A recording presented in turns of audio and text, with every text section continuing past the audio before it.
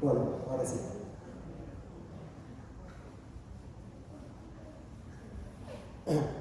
Bueno, normalmente se lo llama tumores neuroendocrinos. Lo que pasa es que la clasificación de la OMS de 2019 incluye los carcinomas neuroendocrinos o NEC, por su sigla en inglés, que no hay que confundir el carcinoma neuroendocrino con un tumor con componente neuroendocrino, que hay muchos tumores que pueden tener componentes neuroendocrinos, y esto a veces es una confusión incluso en la anatomía patológica, en la histología. A veces no es fácil de distinguirlo. Dentro entonces de las neoplasias neuroendocrinas están los más indiferenciados, o pobremente diferenciados, que son los carcinomas neuroendocrinos, y después los bien diferenciados, que en realidad van de bajo grado a alto grado, G1, G2, G3, lo cual se divide por el Ki67. Menos de 3 de Ki67 es G1, de 3 a 20 G2 y de más de 20 es G3. Los carcinomas neuroendocrinos habitualmente tienen más de 20, o sea, siempre más de 20 y muchas veces más de 50. Tienen un Ki alto. Pero bueno, histológicamente son distintos. Entonces hay que conocer que son un grupo heterogéneo de neoplasias que tienen además distintas características, y eso se expresa también, por supuesto, en las imágenes, tanto morfológicas como en las imágenes funcionales, que es el tema principal de hoy. Tienen entonces un grado variable de agresividad biológica. Los sitios más frecuentes, el sitio más frecuente donde ocurre es el tracto gastrointestinal. Digamos, el principal grupo de tumores neuroendocrinos son en los gastroenteropancreáticos, o sea, el tubo digestivo y el páncreas. También, por supuesto, en el árbol braquial, donde se dan el 25%, y muchas veces se asocian a síndromes genéticos como el MEN1, MEN2, el von Hippel-Lindau, neurofibromatosis o esclerosis tuberosa. El principal factor pronóstico es el grado de diferenciación, es decir, por supuesto, los G3 y los carcinomas neuroendocrinos son los que tienen peor pronóstico. Y después, el otro factor pronóstico que se ve en las imágenes es la detección de metástasis a distancia, que es el segundo factor pronóstico. Desde el punto de vista de las imágenes morfológicas, normalmente son más conocidos o se nos representa más cuando pensamos en un tumor neuroendocrino las características de los tumores neuroendocrinos diferenciados. Los bien diferenciados, en general son pequeños, digamos, tenemos ahí las dos columnas, ¿no? Entonces las características generales es que son pequeños, mientras los pobremente diferenciados son de mayor tamaño. Son imágenes homogéneas, circunscriptas, que desplazan estructuras vecinas en vez de invadirlas, son hipervasculares y pueden presentar calcificaciones. Los pobremente diferenciados son heterogéneos, entonces ya no van a tener esa característica que uno se imagina para el tumor neuroendocrino típico, que es el diferenciado. Pueden ser hipovasculares, entonces ya acá tenemos una diferencia importante, aunque no todos los diferenciados son hipervasculares tampoco. Y tienen, por sus características y por su crecimiento, tienen transformación quística y necrótica, y también pueden tener calcificaciones. Eso es común a las dos columnas. En la tomografía computada, por supuesto, hay que hacer una tomografía trifásica, sin contraste, para ver las calcificaciones y las características, la densidad, etc. Pueden ser isodensos o hiperdensos sin contraste, los bien diferenciados, mientras que los pobremente diferenciados, como antes decíamos, son heterogéneos. Con el contraste, en general, tiñen en forma homogénea en las fases tempranas, arterial temprana o arterial, también puede ser en la portal, pero un porcentaje de alrededor del 15% solo se ven en la fase arterial y después dejan de verse, se homogeneizan con la tinción o la captación del resto del parénquima hepático, en el caso de que sean hepáticos, o pueden ser en otras localizaciones, pero eso es el lugar donde uno más mira eso. Pero el 6 al 20% de los bien diferenciados pueden ser también hipovasculares. Y además, a esto le podemos agregar que hay muchas lesiones que son hipervasculares y que no son metástasis de un tumor neuroendocrino.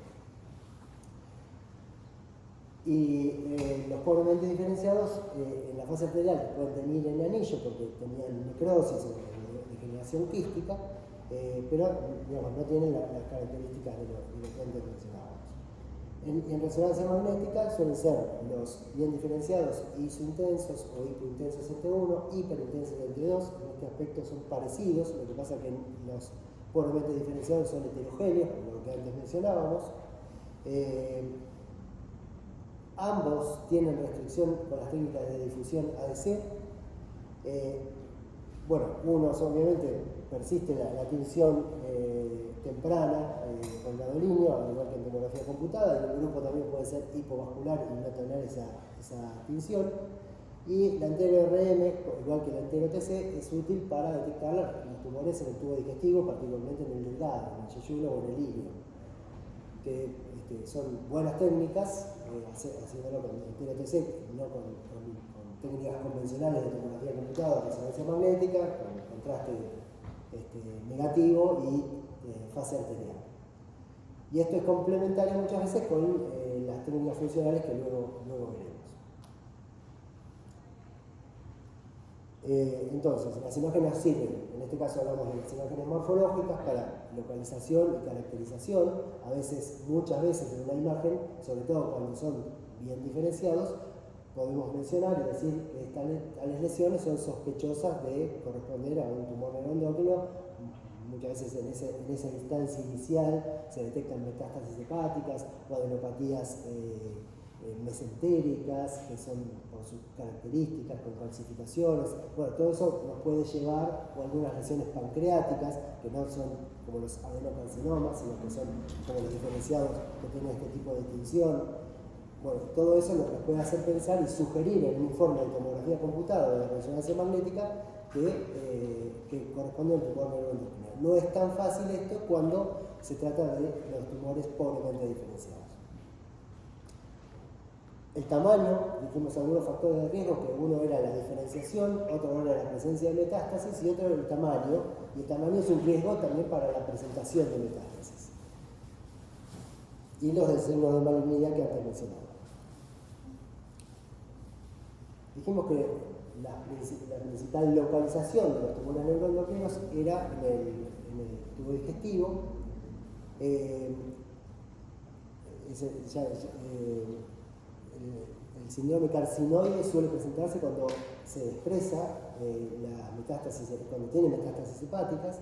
Esto ocurre en el 7%, o sea que no todos aquellos que tienen metástasis hepáticas de tumores neuroendocrinos, sino que son un grupo menor, pero a tener en cuenta. Y el resto creo que ya lo mencionamos. Y acá, digamos, bueno, hay algunos ejemplos. Pero antes de... Porque no es tan fácil.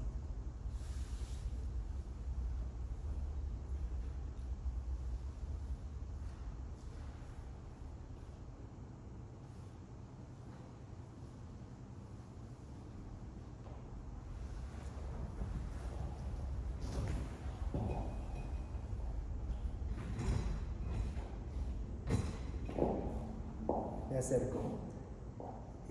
Bueno, acá tenemos un tumor en el yeyuno que tiene fase arterial, adenopatías mesentéricas, un tumor en el páncreas con algunas calcificaciones, un stent en el colédoco, en la cabeza del páncreas.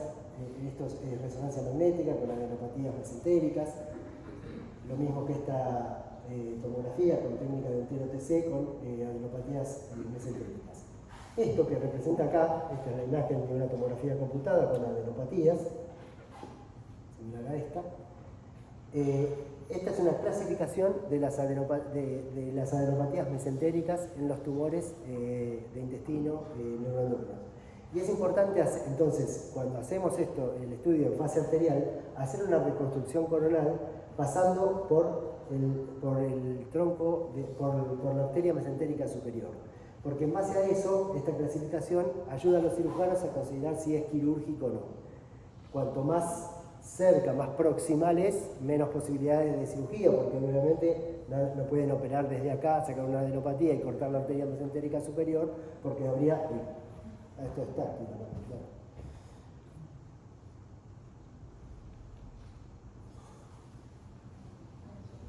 Volvamos al puntero.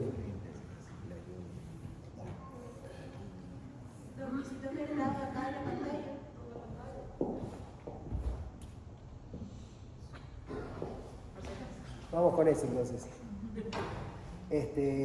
Bueno, entonces cuanto más proximal, menos quirúrgico va a ser.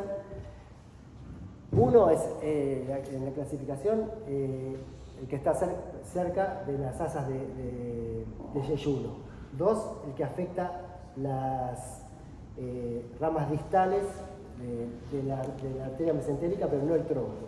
3 se divide en alto y bajo. El bajo es el que compromete el tronco de la arteria mesentérica superior, pero más distal, y que deja libre por lo menos 4 ramas yeyunales.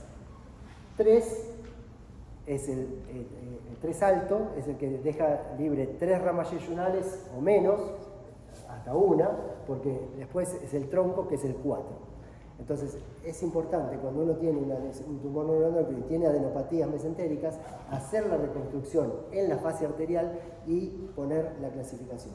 Esto es importante porque esto es uno de los factores que hace que el paciente sea quirúrgico o no. Siguiente. Mirá cómo está. Bueno, ahora sí nos volvemos entonces a las imágenes funcionales. Las imágenes funcionales muestran distintos aspectos, incluso algunos no tan funcionales, los llamamos así genéricamente, son métodos de medicina nuclear, donde se inyecta el radiofármaco, que pueden ser PEC o SPECT, y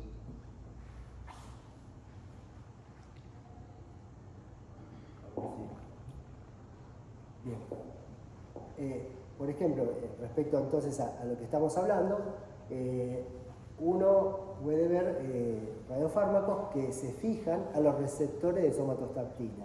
Esto no es tan funcional, es un receptor al que se fija el radiofármaco. Pero nos indica un aspecto que es característico de muchos de los tumores neuroendocrinos diferenciados. Esta es una imagen típica del PET-TC con galio 68 DOTA.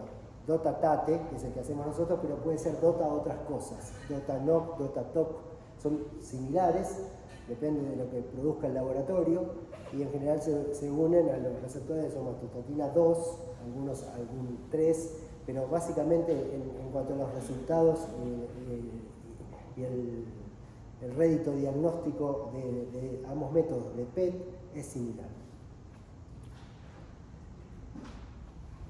Otra opción es que se fijen antígenos. El primero anticuerpos, el segundo antígenos. Un ejemplo de esto, no para neuroendocrinos, es el galio 68 PSMA, que se fija al antígeno del PSA, de la próstata, que no es tan específico de la próstata. Tenemos una clase de esto más adelante. Lamentablemente no es tan específico y hay muchos tumores que también expresan este mismo antígeno. Y después, propiedades metabólicas de los tumores. Por ejemplo, la glucólisis, la FDG. Entonces, ¿cuánto consume un tumor? Glucosa. Sí es un aspecto más funcional que la presencia de receptores de receptores o de antígenos. El aumento funcional de la vía de las catecolaminas. Y ahí el radiofármaco que se utiliza es la DOPA, que también se utiliza en tumores neuroendocrinos funcionales, diferenciados funcionales. Y acá tenemos ejemplo, esta es la FDG, cómo distinguirlo. Cuando capta el cerebro es un gran consumidor de glucosa y por eso es fácil. Después, el galio 68 DOTA, ojo con decir galio 68, porque galio 68 son muchas cosas, eso lo tienen claro, que el flúor 18 y el galio 68 son dos emisores de positrones que se producen de distintos modos. El flúor 18 en un ciclotrón, que es una máquina gigante de distintas dimensiones, es un acelerador de partículas, y el galio 68 en un generador que se diluye a partir de germanio, y la molécula hija es el galio 68, y entonces, pero ese que es el emisor de positrones, que es el que forma la imagen, tanto el flúor 18 como el galio 68, emite positrones, esto choca con el electrón de la órbita vecina, se aniquilan entre sí, desaparece la masa y se convierte en energía y disparan rayos gamas en 180 grados. Y eso es lo que detecta el PET, con un tubo de detectores que da vuelta alrededor del paciente, y entonces hacemos imágenes que se obtienen en axial también, con la tomografía computada, y después se reconstruyen en forma volumétrica, como estamos viendo acá.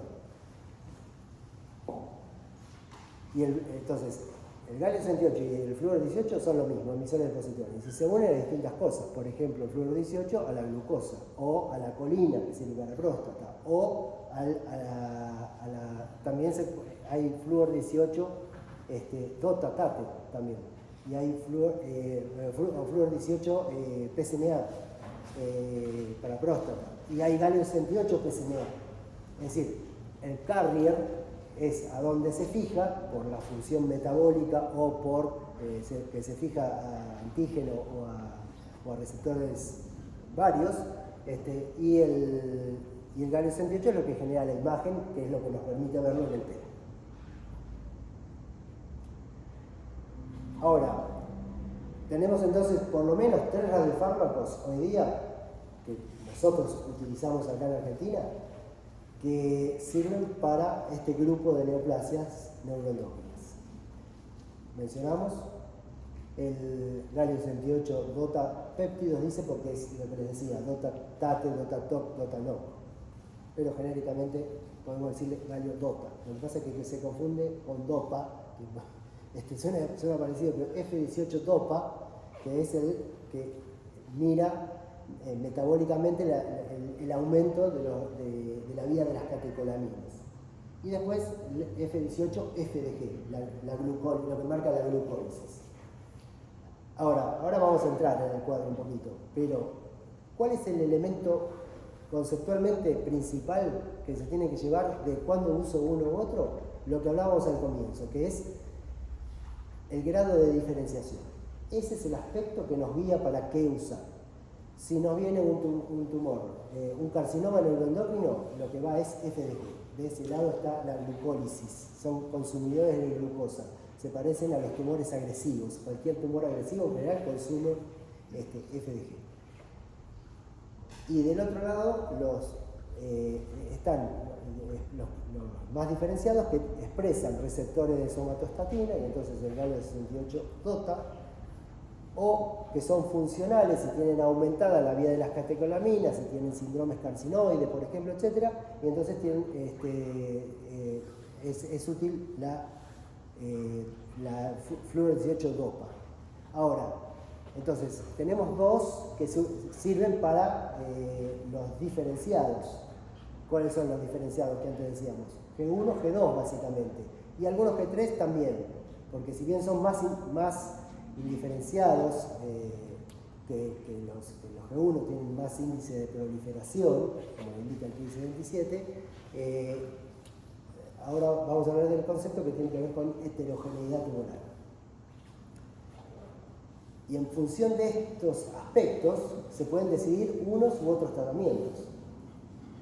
Cuando tenemos un tumor que es único y con los mejores métodos que podemos tener, detectamos que es único, el tratamiento va a ser seguramente quirúrgico. Ahora, cuando estos tumores muchas veces se diagnostican ya con metástasis, entonces ya no es tan fácil. Algunos son quirúrgicos y bueno, pero hay tratamientos con análogos de somatostatina. Y esos tratamientos con análogos de somatostatina pueden ser fríos, es decir, es una droga que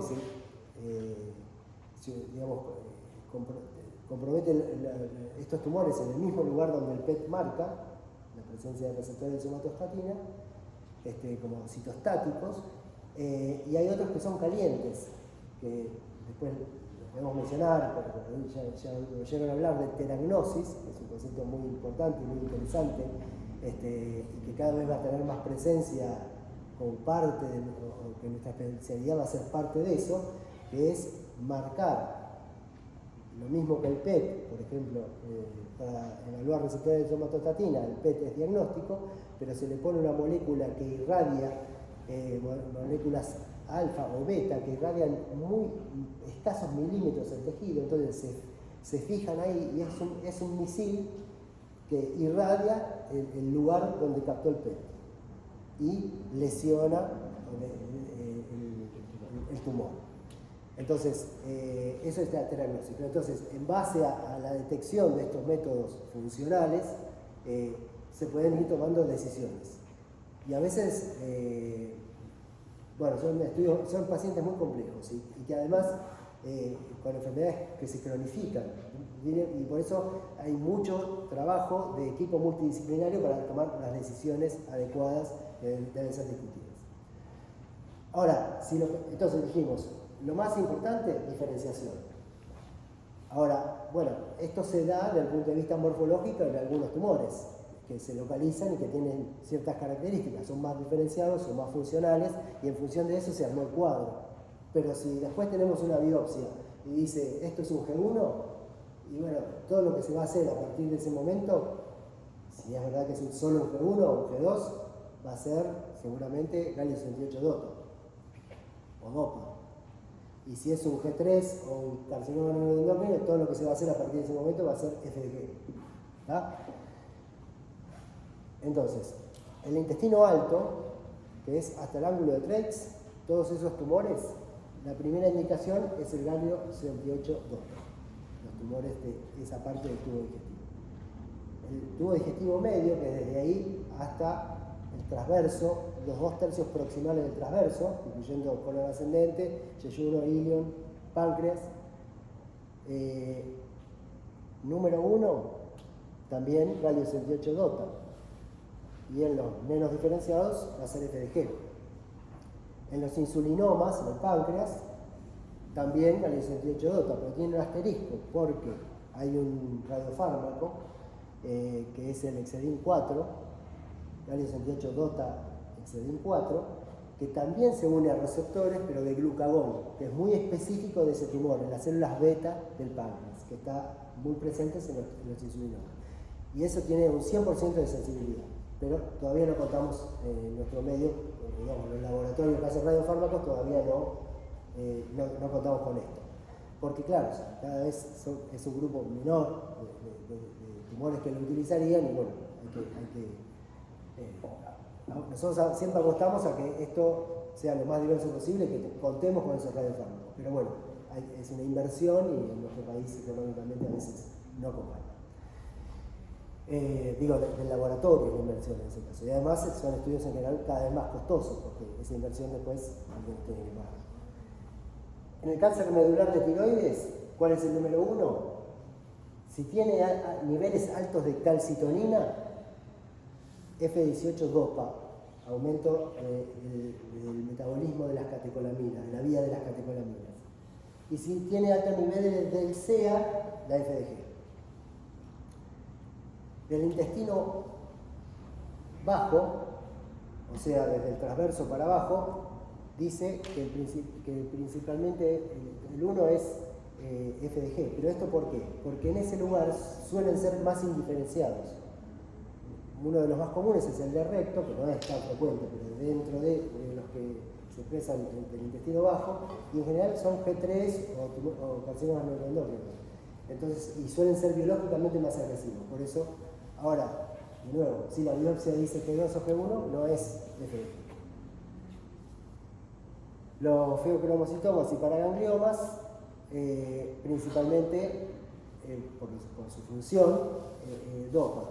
Pero acá también, ojo, porque si esos pacientes van a ser pasibles de tratarse con análogos de somatostatina, la F18-DOPA no nos da esa información, nos va a dar la información del tumor, de su diseminación, de las lesiones que estén, pero tal vez vamos a tener la misma información con galio 68-DOTA y además vamos a ver el fenotipo del tumor y si es pasible de ser tratado entonces con análogos de somatostatina fríos o calientes.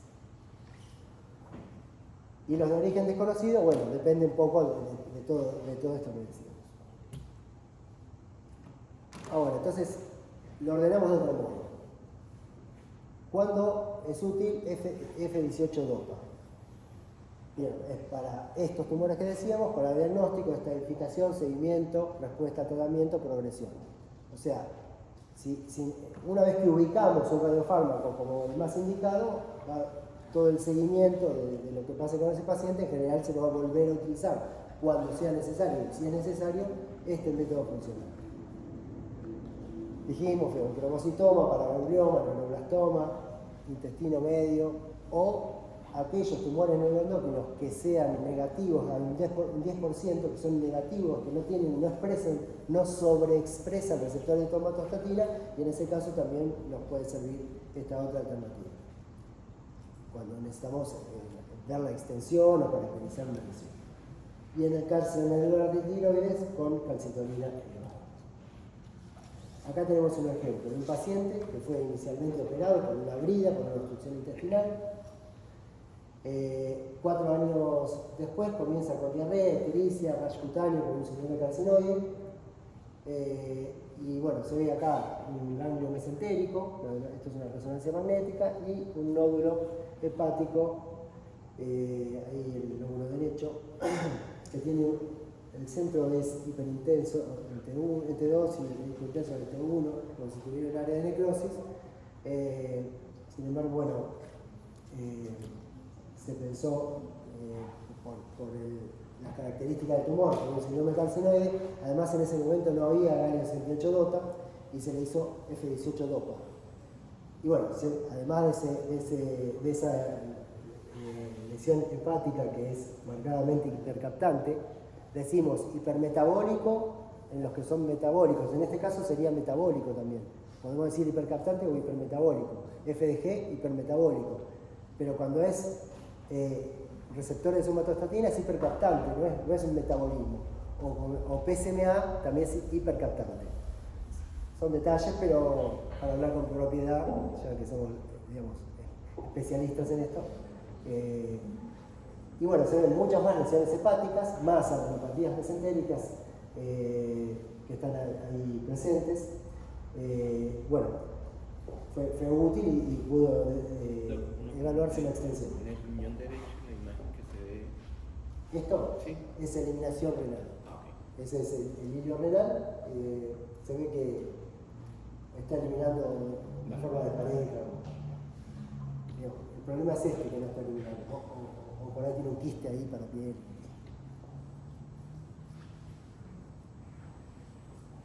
Ahora entonces vimos F18 dopa. Ahora el protagonista principal de esta película es las imágenes que evalúan la sobreexpresión de receptores de somatostatina. Y esto puede ser con PET, que es lo que yo voy a hablar fundamentalmente, y con SPECT. Con SPECT habrán oído hablar del Octrescan, y marca lo mismo. Puede ser con indio 111 o con tecnesio 99, octiotride. Entonces esto se fija en los mismos lugares, a los receptores de somatostatina. Pero el PET, con galio 68 DOTA, TATE o cualquiera de las DOTA, es superior en todos los parámetros, en todas las indicaciones y situaciones clínicas. Además, el PET dura alrededor de 2 horas, desde que el paciente llega hasta que se va, mientras que el SPECT dura días, tienen que citarlo varios días. Tiene menor radiación el PET que el SPECT. Y además tiene menos costo, es más barato, porque el Octrescan el material radioactivo es muy caro. Tiene mayor sensibilidad y especificidad el PET sobre el SPECT, con más órganos involucrados y lesiones tumorales, mayor resolución espacial, 3 veces más que 3 a 6 milímetros versus 10 a 15 milímetros las lesiones que detecta. Tiene 100 veces más afinidad por los receptores de somatostatina. Y además cambia el manejo de los pacientes. Si a un paciente le hacen el Octrescan y después el PET, en 1 de cada 4. Por lo tanto, no habría ningún motivo para hacerle el Octrescan.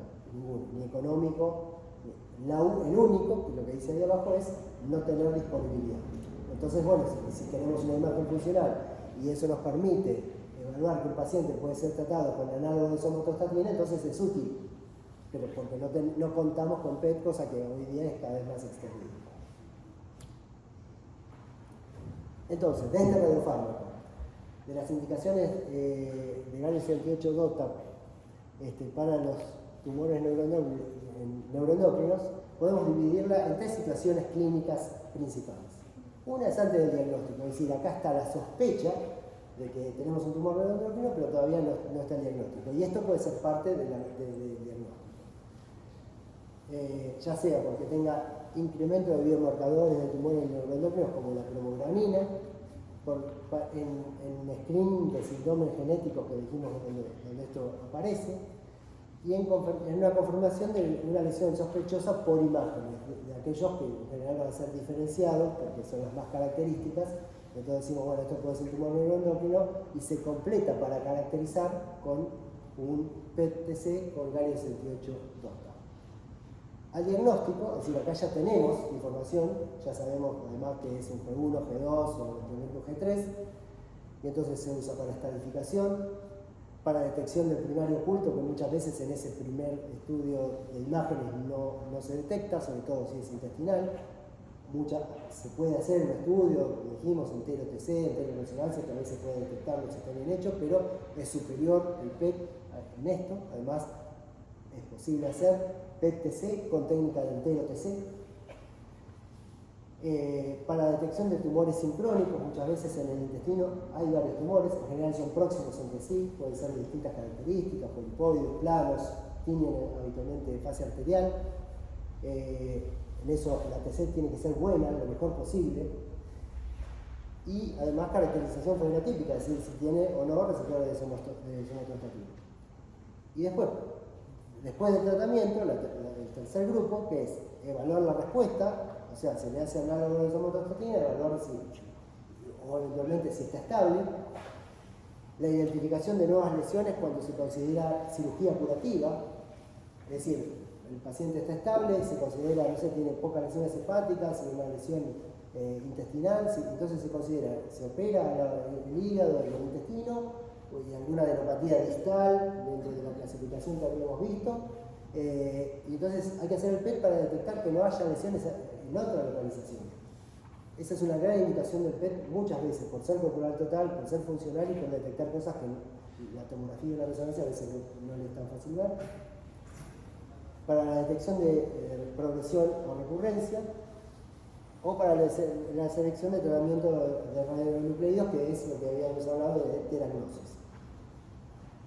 Hay que tener, o sea, con un PET-TC con galio 68 DOTA negativo, no se puede hacer ese tratamiento. También tiene que ser negativo, como después vamos a ver, el FDG, o sea, tiene que ser positivo el galio 68 DOTA y negativo el FDG. Bueno, y ahora nos metemos un poco en esto. Entonces, antes del diagnóstico volvemos al primer grupo. Dijimos aumento de marcadores, ya lo mencionamos, síndromes genéticos. Cambia el tratamiento respecto a la información previa al estudio en un tercio de los pacientes. Y bueno, tiene alta confirmación etiológica, con alta sensibilidad, entre el 75 y 100%, con alta especificidad, 86 al 100%, y superior a TC y resonancia. El 90% de los, ya les mencionaba que el 10% no tienen receptores de somatostatina, pero el 90% sí. Hay que recordar las dos cosas porque nos pueden ayudar a consideraciones diagnósticas, a sugerir, cuando estamos en un comité multidisciplinario, cuando nos consultan al respecto, qué estudio hacer. Cuanto más cromogranina muestra este cuadro, más número de lesiones. Pero bueno, esto es lo que puede detectar en base a esto. Con niveles más bajos de cromogranina va a tener menos rédito cualquier estudio. Además hay falsos positivos por la cromogranina. Y acá tenemos un ejemplo, una paciente de 49 años que se detecta una lesión en ilion terminal, en una entero-TC, fíjense la técnica que es entero-TC, fase arterial contraste negativo en el tubo digestivo, y acá se ve la lesión que tiñe en fase arterial en el hilo terminal válvula iliocecal. Y además tenemos en el hígado, sin contraste, no se ve nada, fase arterial, fíjense el riñón, se ve el nódulo, portal ya no se ve, tardío ya no se ve. Nos tiramos de cabeza, que es un tumor neuroendocrino, el hilo terminal, con una metástasis, por lo menos una metástasis en el hígado. ¿Correcto? ¿Alguien diría lo contrario? Se hace el PET con galio 68 DOTA, es marcadamente hipercaptante, la lesión del hilo terminal, no se ven otros focos, todo esto es captación habitual, el vaso, ojo, el vaso es muy captante, ojo los focos de esplenosis, a veces intrapancreáticos, un vaso accesorio intrapancreático, eso puede ser un falso positivo de este método, pero bueno, al pasar les digo esto. Negativo. No era una metástasis, era un adenoma, un hemangioma, pero tiene que tener la misma característica. Aparte, tenía una tinción que era diferenciada, porque uno podría pensar, bueno, este es un clon, se disparó una metástasis indiferenciada, pero con esa tinción no. Entonces, no, resultó ser que solo tenía esto. Entonces, muy importante en este caso para caracterizar lesiones y estadificar correctamente. Segundo grupo, después del diagnóstico. Entonces, habíamos dicho, ¿no? G1, G2, acuérdense, 1577, G1 hasta 3. 3 a 20, G2, más de 20, 3. En todos ellos se puede usar este radiofármaco para ver si tiene la presencia de receptores de somatostatina. Para estadificación, localización, evaluación del tamaño, esto es la parte, tamaño siempre va a ser la parte morfológica, la tomografía dentro del PET-TC. Bueno, lo mismo que la relación de estructuras adyacentes, presencia de adenopatía, tiene gran exactitud de detección de metástasis a distancia. Otro factor común a todas las situaciones donde está bien indicado el PET, cuando uno busca descartar lesiones a distancia. Detecta el tumor primario en 30% más que los métodos convencionales y detecta lesiones multifocales en 25% de los casos. Bueno. Este es un caso lindo porque es un paciente con antecedente de tabaquismo al cual le detectan un nódulo pulmonar en la base izquierda de bordes lobulados que tracciona ahí la pleura diafragmática, un ganglio en el ilio pulmonar izquierdo y otro aquí mediastino posterior. Se le pide un PET con FDG para caracterización del nódulo. Nadie estaba pensando en nada neuroendocrino.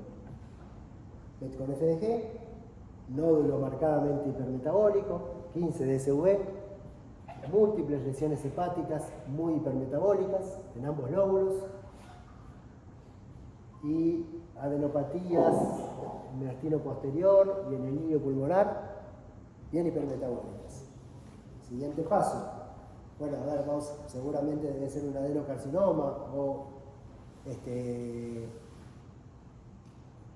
que caracterizarlo, ver la inmunohistoquímica, se le hace la biopsia y sorpresa, es un tumor neuroendocrino. G2. Así que fíjense, G2, decimos, bueno, entonces vamos a completar la estadificación con galio 68 DOTA. ¿Qué pasó con el nódulo pulmonar? Negativo. ¿Qué pasó con las metástasis hepáticas? Negativas, pero las metástasis hepáticas fueron las biopsiadas, que nos dijeron G2.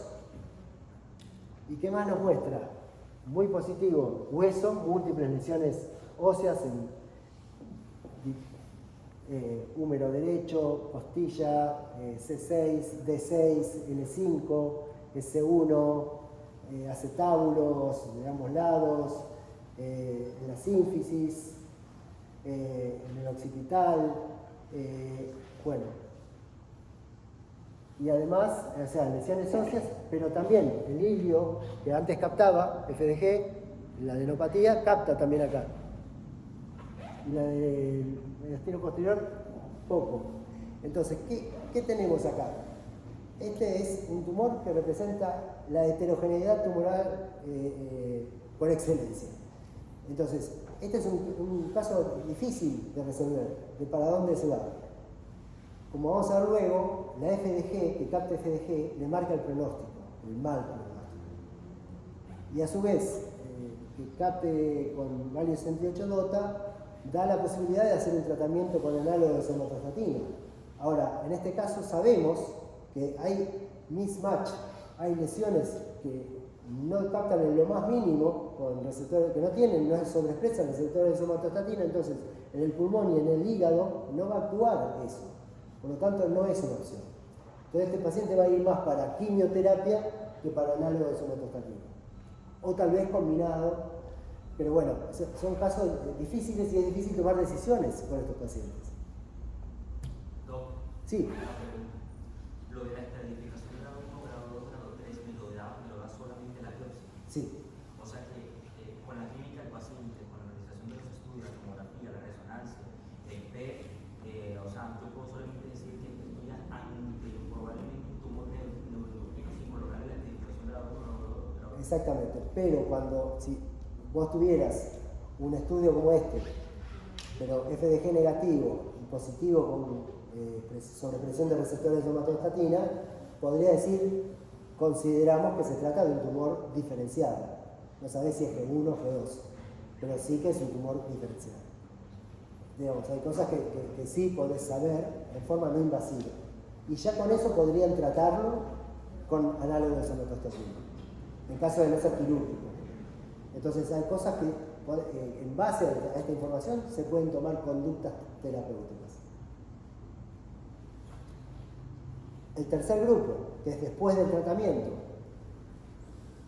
Bueno, obviamente evaluación de respuesta con los tratamientos que se hagan. Los criterios van a ser clínicos, están más allá de nosotros, pero tenemos que conocer si está mejor o peor, el laboratorio, digamos, son información que a la hora de informar tenemos que tenerla, es muy importante. Y los criterios morfológicos, tamaño, los marcadores, si bajaron o subieron. Criterio molecular, es decir, la captación, si subió o bajó.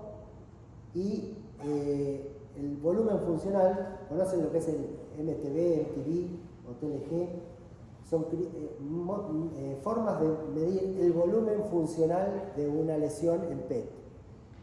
MTV es volumen metabólico, por su sigla en inglés, que es para FDG y nosotros lo hacemos habitualmente para los linfomas, porque tiene valor pronóstico. Digresión aparte, ¿qué quiere decir valor pronóstico? Es decir, que tiene... Esto nos indica que en milímetros cúbicos un paciente tiene tantos milímetros cúbicos de lesión metabólicamente activa en un linfoma, ¿no? Por ejemplo.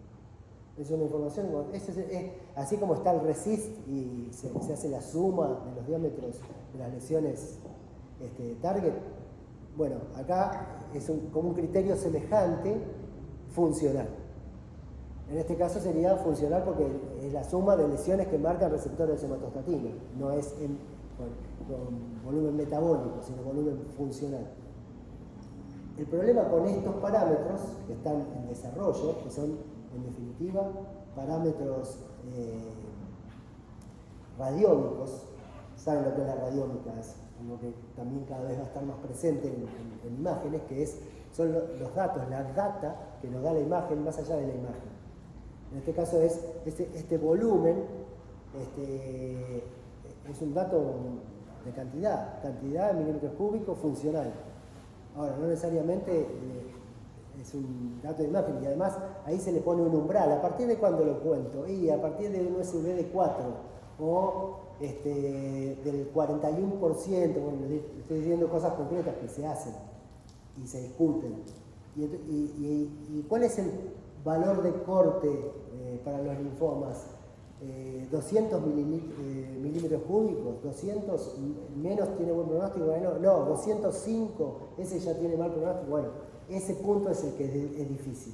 Por eso es algo que está en progreso y que se usa. Claro que si uno tiene bajo y otro tiene alto, los extremos son fáciles, los del medio son los más complejos.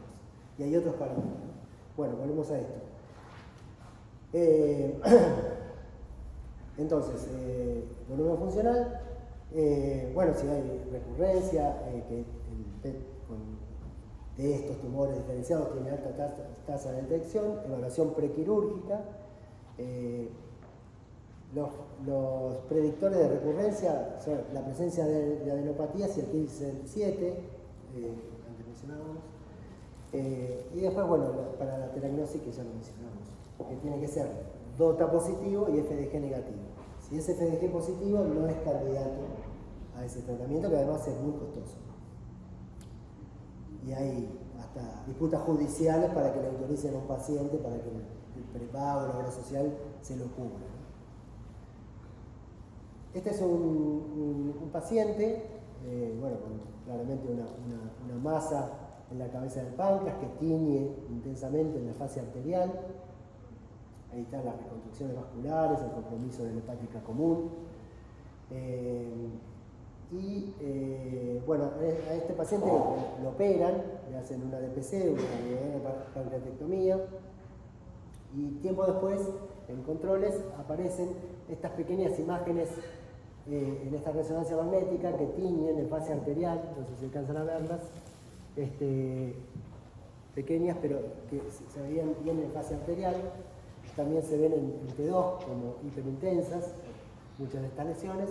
Y bueno, entonces son sospechosas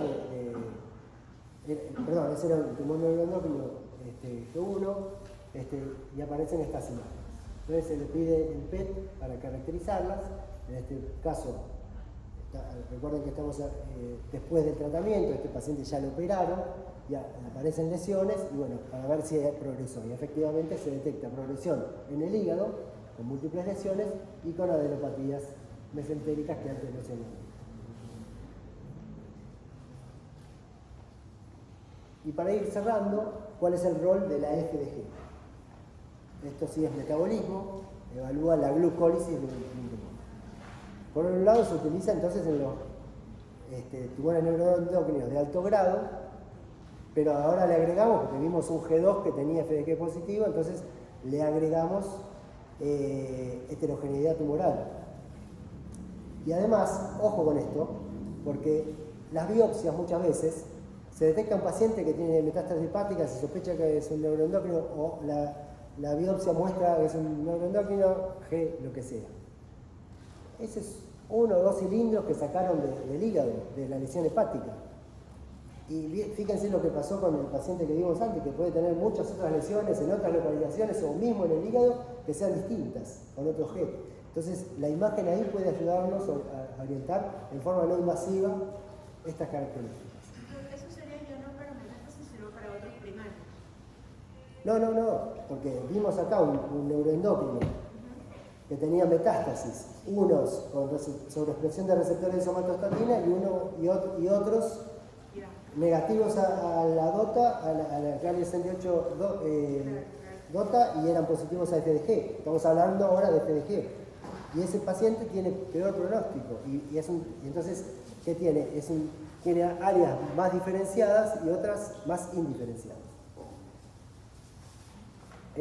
La presencia de segundos tumores, en este caso sí, con FDG, segundos tumores de otras estirpes. Un tumor de colon, por ejemplo, un colon, cuando nosotros vemos captación focal, no segmentaria, no difusa del colon, un balazo ahí en el colon captante, aunque no veamos un pólipo, a veces también lo vemos, si el paciente tiene, depende de sus características y demás, pero en general aconsejamos que se complete el estudio con una videocolonoscopía para caracterizar esa lesión. Porque en el 50% de los casos se encuentran lesiones positivas, no siempre tumores, a veces premalignos, pero todas ellas merecen ser removidas y caracterizadas. pronóstico, fíjense este cuadro. Los pacientes, este es sobrevida global, sobrevida libre de progresión, y acá meses. Entonces los pacientes que son PET negativos tienen mucha más sobrevida que aquellos que son PET positivos. Sobrevida global y mucho más sobrevida libre de progresión a lo largo de los meses que los que son PET negativos. Otro ejemplo, en este caso un nódulo en la cola del páncreas, se consideró que podía ser un tumor neuroendocrino, no tenía biopsia en este momento. El nódulo está acá, bueno, justo está fusionado y no se ve, además tenía lesiones hepáticas, radio 68, dotatate, completamente negativo. Capta más el hígado que las lesiones que los nódulos hepáticos. Y acá en la cola del páncreas no capta en lo más mínimo. Entonces se le completa con FDG. Recuerden que estamos viendo FDG ahora, la utilidad de FDG. Entonces, fíjense, la cantidad de lesiones hepáticas que tiene, que son hipermetabólicas con PET, y también la lesión de la cola del páncreas. ¿Se pueden hacer los dos radiofármacos al mismo tiempo? Es una pregunta que a veces me hacen. No, porque la emisión de positrones es lo mismo de uno que de otro. Entonces no es que nos va a poner un color, entonces hay que hacerlo en distintos momentos. Entonces, doble radiotrazador, FDG y galio 68, DOTA, sí, pero se hace en distintos momentos. Aparte en general, después de esto hay discusiones, se reúnen los médicos, etc. Y esto para recordar un poco el concepto. De este lado, bajo grado. De este lado, alto grado, NEC. Crece FDG, que decrece para este lado, y lo mismo, lo contrario ocurre con galio 68 DOTA y DOPA. Otro scan también porque muestra receptores de somatostatina. Y en base a eso se modifican tratamientos. Análogo de somatostatina, quimioterapia, etc. Esta es una paciente le detectan un nódulo axilar y en la tomografía computada trifásica se observan múltiples nodulitos hepáticos que tiñen en fase arterial. El PET con FDG, acá se hizo el PET con la idea de descartar un primario oculto, que podía ser de mama porque tenía un nodulito axilar y tenía lesiones hepáticas. El FDG, que se indicó para eso, fue completamente negativo. Después, este también era un G2, se hace una biopsia hepática y le piden el galio 68 DOTA y se ven, las múltiples lesiones que son hipercaptantes, más adenopatías mesentéricas, más lesiones óseas en temporal D6. Entonces, nuevamente, depende de la situación cuando utilizamos uno u otro radiofármaco. Y para cerrar, después si tienen más preguntas, igual fueron preguntando. Básicamente hay que, los métodos funcionales y los métodos morfológicos son absolutamente complementarios. No mencioné antes que, por ejemplo, muchas veces un PET muestra focos que la lesión no detecta nada y ahí la resonancia magnética ayuda. Entonces, muchas veces nosotros sugerimos, cuando hay un foco captante, con cualquiera de los radiofármacos, que no tiene expresión morfológica con una buena tomografía, la tomografía del PET debe ser hecha con técnica diagnóstica, con contraste luminoso, a menos que haya contraindicaciones. Y en ese caso, una resonancia muchas veces ayuda, y muchas veces en la sucesión del paciente, en la evaluación del paciente, la resonancia también se pide, a ver si tiene más lesiones hepáticas, a veces detectan más que el PET, a veces menos. Entonces, complementariedad entre métodos morfológicos y métodos funcionales.